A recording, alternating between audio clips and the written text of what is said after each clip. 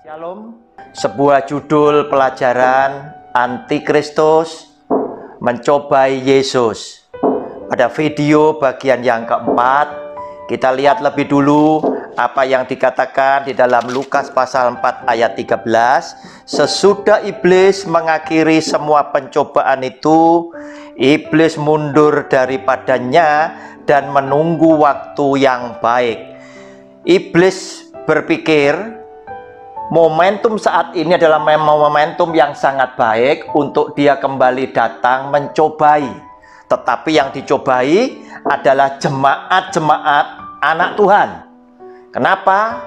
Dia pasti tidak akan mencobai Kristus kembali karena dia akan tahu dia akan menghadapi hasil yang sama, yaitu sebagai yang kalah. Oleh karena itu, sekarang di mana iblis mencobai anak-anak Tuhan yang setia? Jawabnya sederhana, adalah di tempat ibadah.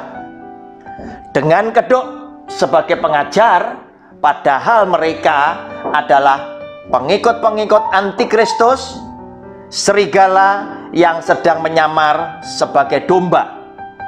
Mereka adalah pengajar-pengajar palsu, mereka adalah nabi-nabi palsu.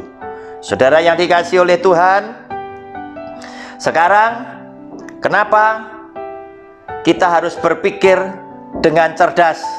Jika Yesus yang adalah Tuhan dicobai dengan 3 perkara, yaitu ubah batu menjadi roti, keinginan daging.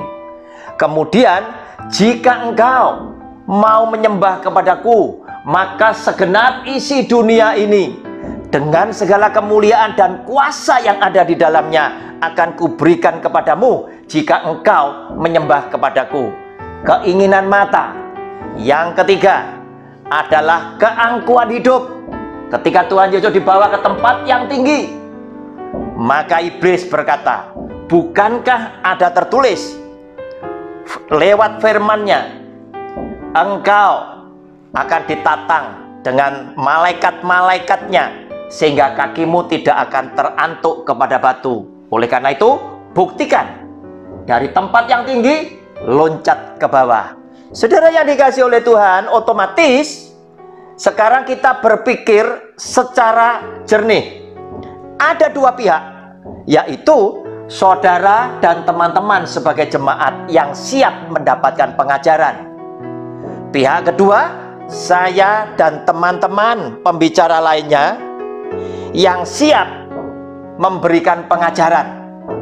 Otomatis Anda dan teman-teman begitu mendapatkan pengajaran yang seperti Kristus dicobai dengan 3 senjata utama iblis antikristus ini tadi, Anda dan teman-teman sebagai bukti engkau adalah umat Kristus yang mengasihi Dia, kalian pasti akan menolak untuk hidup seperti tawaran iblis, penuh dengan keinginan daging, penuh dengan keinginan mata, penuh dengan keangkuhan hidup. Anda pasti akan tolak, dan Anda pasti akan berwaspada juga dengan kelompok-kelompok saya bersama pembicara lainnya yang hidup seperti demikian, atau yang sedang mengajarkan 3 senjata utama ini untuk engkau terapkan di dalam kehidupan kalian.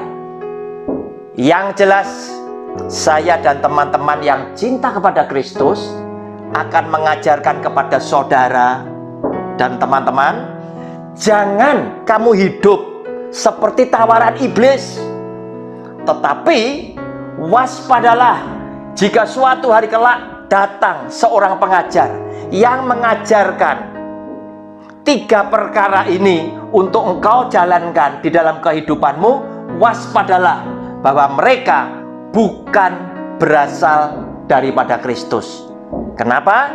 Karena justru di tengah-tengah rumah ibadah dan menyamar sebagai seorang pengajar, maka penyesatan itu akan semakin efektif dilakukan oleh ante-ante antikristus untuk mempersiapkan jumlah jemaatnya memenuhi target seperti yang diharapkan oleh sang tokoh antikristus yang sesungguhnya.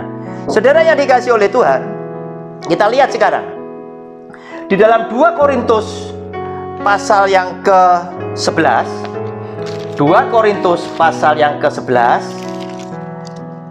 ayat 13 dan 14 berkata demikian. Sebab orang-orang itu adalah rasul-rasul palsu, pekerja-pekerja curang yang menyamar sebagai rasul-rasul Kristus.